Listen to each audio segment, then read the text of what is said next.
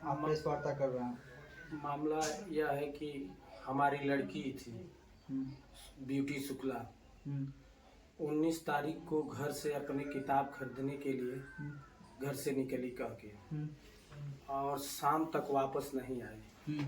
वापस नहीं आए तो हम लोग इधर उधर जो भी सखी सहेली चारों तरफ हम लोग ने पता किया। पता करने के बाद हमें यह पता चला कि हाँ, हमारे बगल के गांव के आकाश चंद नाम का एक लड़का है। बगल के गांव मतलब उस गांव का नाम चिलवा चिलवा गांव का एक लड़का है आकाश चंद।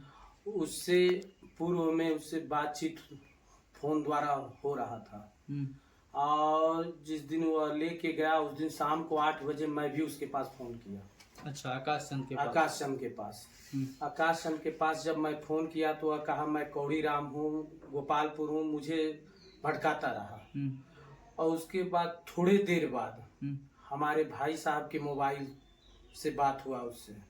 बात होते ही वह धमकी देने लगा। आकाश चंद पवन निषाद और शाश्वत तिवारी। अच्छा, ये तीनों गिरोह है क्या ऐसा? हाँ, इनकी गिरोह है क्या? गिरोह है इनकी। पवन निषाद कहाँ के हैं? पवन निषाद चिलवा के ही हैं और गंगेस्टर भी हैं और जिला बदर भी हैं। अच्छा, उन्होंने धमकी देना शुरू कर दिया।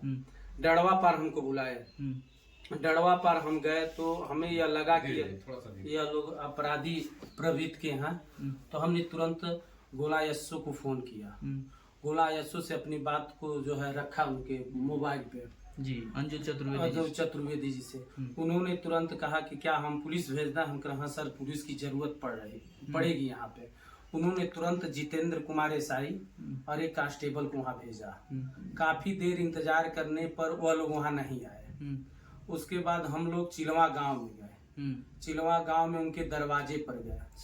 शशांक नहीं, इनके आकाश चंद घर पे नहीं थे, उनकी माँ भी नहीं थी, उनके बाबा थे। वहाँ काफी देर तक अगल बगल के लोग जुटे, काफी पूछताछ हुआ। उसके बाद पता चला कि पवन निषाद का यहीं पे घर है। हम लोग पवन निषाद के घर पे गए। पवन निषाद के घर पे गए तो उनकी माता जी कहीं हमारा बेटा यहाँ है ही नहीं और सीधा कभी हमारा बेटा आया ही नहीं था चिलवा में। उसके बाद एसआई साहब को शक हुआ तो उन्होंने मोबाइल जो है आकाश पवन की माँ ने उससे हाथ से मोबाइल ले लिए।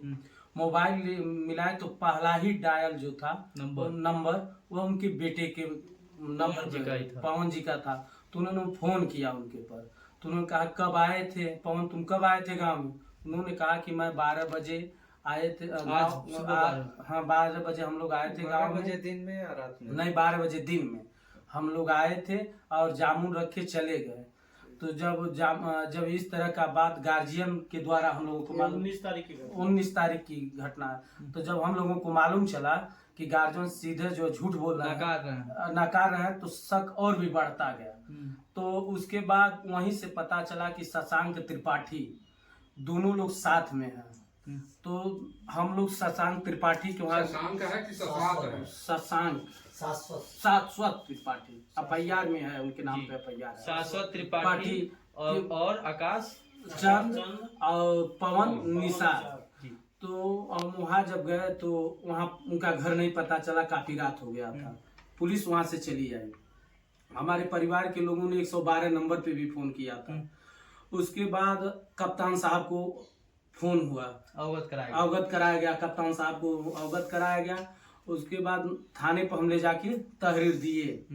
फिर 12 बजे रात में मुकदमा इन लोगों के ऊपर दर्ज हुआ। अच्छा, तीनों लोगों के ऊपर, पवन आकाश चंद के ऊपर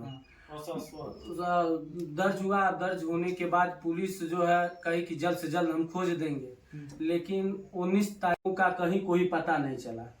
फिर हमें कहीं से और भी सूत्रों के माध्यम से हमको मालूम चला कि शाश्वत तिवारी का लिंक जो है कहीं अब बाहर के अपराधियों से है। अच्छा, बाहर के अपराधियों से।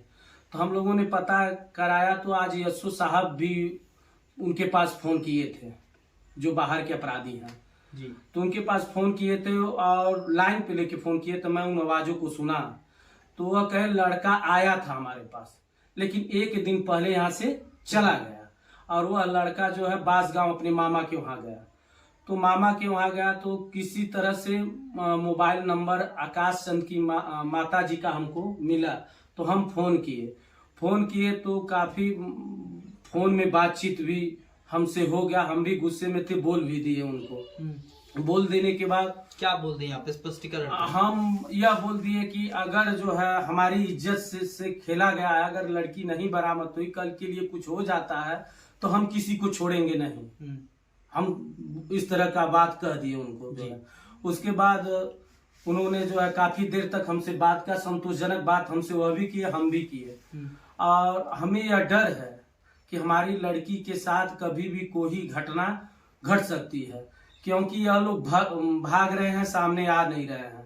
अब पुलिस अभी तक इस मामले में कोई भी संतोषजनक कार्रवाई हमें नजर नहीं आ रही है। पुलिस से संतुष्ट अभी तक नहीं है? अभी तक तो नहीं है, लेकिन जहां तक यशो साहब की बात है तो यशो साहब अपने जो मैं कहा उन्होंने किया। के बगल में चिलवा के बगल में ही तो वहाँ गार्जियन जान गए तो गाड़ी उल्टा सीधा अपने हर बच्चे को डांट दबत के दबा दिया गया मामला। लड़की की उम्र कितनी है आप? हमारी लड़की की उम्र 15 साल है, इस साल 10 पास की है। और हम लोगों में विधवते जन्म कुंडली और बनवाया जाता है, सारे प्रूफ है हमारे पास। स्कूल सर्टिफिकेट होगा? हाँ, स्कूल सर्टिफिकेट है, आधार कार्ड जो उसके पास जो आधार कार्ड है उसमें भी है। क्या लगता है कि लास्ट स्पष्टीकरण दीजिए कि लड़की अपने मन से गई है या फिर अगवा किया गया इसको? नहीं, लड़की मन से नहीं गई है, अगवा किया गया उसको। आप प्रशासन से क्या गुहार लगाना चाहेंगे? देखिए, हम प्रशासन से यही गुहार लगाना चाहेंगे कि हमारी बच्ची जल्द से जल्द हमको मिल जाए। अगर हमारी बच्ची नहीं मिलती है तो समाज में अब तो हमारे लिए कुछ बचा नहीं है। हमारे लिए हमारा इज्जती और स्वाभिमानी सब कुछ है। अगर हमारी बच्ची नहीं मिलती है तो हम तो अपना प्राण जो है कार्यालय के सामने ही जो हम दे देंगे आके जो है, अगर पुलिस इसमें जल्द से जल्द कोई कार्रवाई नहीं की तो। क्योंकि हमारा पूरा, मेरी वाइफ अस्पताल में भर्ती है, मैं खुद जो है पीड़ित हूँ। आज तीसरा दिन हो गया कि अब हम लोग की अन्न नहीं खा रहे हैं, सिर्फ जल पी के चल रहे हैं। क्या लगता है मुख्यमंत्री के गृह जनपद में आप इस प्रकार से गुहार लगा रहे हैं, क्या आपकी वाड़ियों को ये प्रशासन सुनेगी? देखिए, मुख्यमंत्री के गृह जनपद में हम अपने गुहार, मैं बीजेपी का कार्यकर्ता भी हूँ, मैं खुद राष्ट्रीय सनातन संघ का प्रदेश का प्रवक्ता हूँ। और इस जितना मैं प्रयास किया, मैं कप्तान साहब को फोन किया, गोला यशो को फोन किया, लेकिन जो है अभी तक संतोषजनक कोई कार्रवाई नहीं हुई। मुकदमा तो दर्ज हो गया, अच्छा, लेकिन अभी तक कोई कार्रवाई उसमें हमें संतोषजनक नहीं आ रहा है। धन्यवाद।